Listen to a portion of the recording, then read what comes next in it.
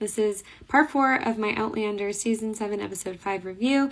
This will also have spoilers for the show in the book, so if you're looking to avoid those, please do keep on scrolling.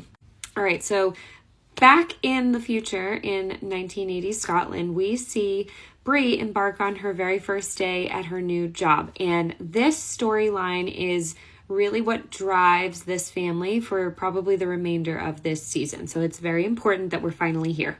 And as we know from the last episode, Bree is faced with a challenge being the only female in an all-male driven, dominated field.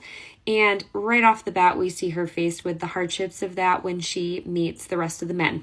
And one of the men we meet in this episode, again, is Rob Cameron, who I've touched upon a little bit previously, but we actually set eyes on him in this episode. And the first impression we get is that he brings Brianna to the tunnel they're supposed to be looking at and locks her inside.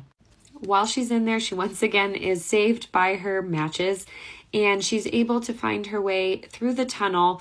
And we see for the first time the blue aura that is so commonly associated with time travel in this show, particularly in the books, but also in the show. As she nears that part of the tunnel and she's led to the light at the end, we see her hear the buzzing of the portal, and it is implied in the books and in the show that this tunnel is close to another portal through time similar to the stones, and Bree happens upon it but doesn't realize at this moment that that's what it actually is. And after her encounter with it, she's able to get out of the tunnel and free. And she's very shaken up by this event and tells Roger about it when she goes home. But back at home, Roger is dealing with Jemmy, who just got in trouble at school for speaking in the Gaelic. He was defending himself.